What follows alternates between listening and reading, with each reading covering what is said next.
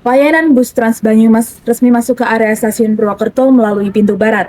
Langkah ini dilakukan untuk memberikan kemudahan akses bagi penumpang kereta api yang akan menuju ke stasiun Purwokerto dan sebaliknya.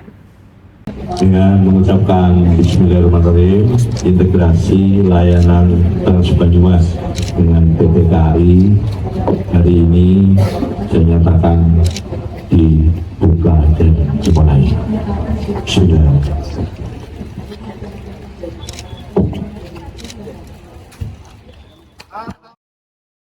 Bupati Banyumas Sadewo Trilastiono secara resmi membuka rute tersebut pada hari Jumat 27 Maret 2026 setelah sebelumnya diuji coba oleh pemerintah Kabupaten Banyumas bersama PT KAI Daop 5 Purwokerto pada hari Rabu 18 Maret 2026 sebagai upaya untuk memperkuat konektivitas transportasi di Banyumas. Sadewo mengungkapkan integrasi antara layanan Trans Banyumas dengan stasiun Purwokerto merupakan sebuah langkah strategis dalam mendukung mobilitas masyarakat yang lebih mudah dan terjangkau. Bisa bersama-sama berkumpul di sini dalam acara peresmian integrasi Trans Banyumas di stasiun Purwokerto dalam keadaan sehat walafiat. Ibu Bapak, integrasi antara layanan Trans Banyumas dengan stasiun Purwokerto merupakan sebuah langkah strategis dalam mendukung mobilitas masyarakat yang lebih mudah dan terjangkau. Harapan saya nanti sih tidak hanya Trans Banyumas ya, mungkin saya nggak ngerti apakah Trans Jateng dari Purbalingga bisa juga masuk ke sini. Pasti masyarakat akan lebih senang karena tugas kita kan sebagai pelayan masyarakat. Kemudian dengan adanya konektivitas ini, masyarakat tidak hanya dimudahkan dalam berpindah moda transportasi, tetapi juga diharapkan dapat mengurangi ketergantungan terhadap kendaraan pribadi hingga turut berkontribusi dalam mengurangi kemacetan dan menekan emisi lingkungan. Artinya integrasi antar moda yang dicita-citakan oleh seluruh bangsa kita ini dapat juga terwujud di Banyumas, khususnya di stasiun Purwokerto. Bapak Ibu sekalian, bahwa memang semangat dari dibukanya halte pintu barat ini adalah semangat integrasi, bahwa angkutan umum adalah satu hal yang mutlak dan perlu, yang menjadi salah satu syarat sebuah kota dapat mampu maju dan berkembang.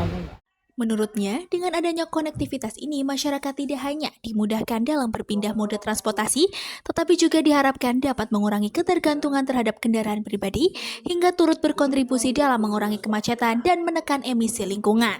Sadewo berujar, integrasi antar moda juga memiliki peran penting dalam mendukung perekonomian daerah. Akses transportasi yang semakin baik akan membuka peluang yang lebih luas bagi perkembangan sektor perdagangan, pariwisata, dan investasi di Kabupaten Banyumas. Dengan demikian, manfaatnya tidak hanya dirasakan oleh pengguna transportasi, tapi juga oleh masyarakat secara luas. Senada dengan hal tersebut, Vice Presiden KAI Daop 5 Purwokerto, Muhammad Arif Fathurrahman, juga mengungkapkan angkutan umum adalah salah satu hal mutlak dan perlu yang menjadi salah satu syarat suatu kota untuk mampu maju dan berkembang.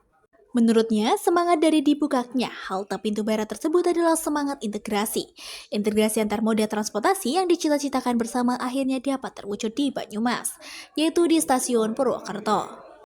Adapun layanan yang terintegrasi ke stasiun melalui pintu barat mencakup 3 koridor, yakni Koridor 1, rute dari Aji Barang, Pasar Pol, Stasiun Purwokerto, Kota SMA Negeri 1 Purwokerto. Koridor ini terintegrasi dengan Koridor 2 untuk tujuan Unsut, Baturaden, Petik Raja, dan Notok, Menara Pandang, Alun-Alun. Koridor 3A, rute dari Terminal Pulau Pitu, terintegrasi dengan Koridor 4 dari Banyumas Kota Lama, kemudian Tanjung, Stasiun Unwiku, Beji, Dukualu, UMP, Kebun Dalam, kembali ke Terminal Pulau Pitu. Koridor 3B, rute dari UMP, Beji, Unwiku, termasuk akses menuju Stasiun Purwokerto, Terminal Pulau Pitu, dan terintegrasi dengan Trans Jateng yang akan melanjutkan ke Bukateja atau Purbalingga, dan K4 yang akan menuju Kota Lama Banyumas. Direktur Utama PT Banyumas Raya Transportasi, Ipung Marta Marsikun menambahkan untuk mempermudah masyarakat dalam mengakses informasi, rute dan posisi bus secara real-time, pengguna dapat mengunduh aplikasi Mitra Darat dan papan elektronik PTIS NGI yang tersedia di area drop-off.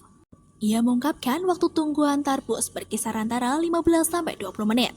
Sementara untuk pembayaran, Ipung menjelaskan hanya dapat dilakukan dengan cashless menggunakan kartu e-tol dari semua bank, kris dari semua e-wallet, dan scan dengan kris tap maupun smartphone yang sudah memiliki NFC.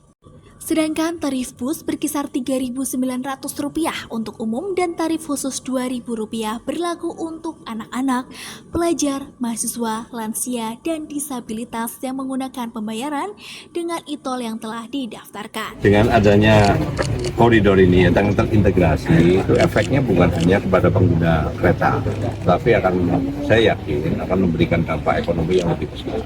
Dengan adanya pintu barat, ya, saya yakin akan mengurai kemacetan, keruwetan di pintu timur. Kemudian yang dulu diribukan tentang drop off yang berbayar 4.000, sekarang lewat pintu barat tidak perlu berbayar. 5 menit, short time-nya 5 menit. Jadi kalau lebih dari 5 menit berarti dianggap full day. Itu saja.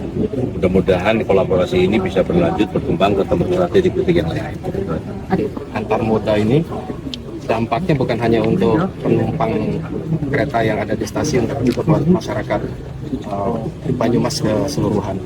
Jadi pada prinsipnya memang tugas kami di BUMN ini kan memang salah satunya adalah membantu pemerintah dalam hal transportasi. Jadi memang apa yang bisa kami upayakan untuk mengintegrasikan yang berdampak kepada kemajuan satu daerah tentu akan kami lakukan. Dari Purwokerto, tim Warta Sipanji melaporkan.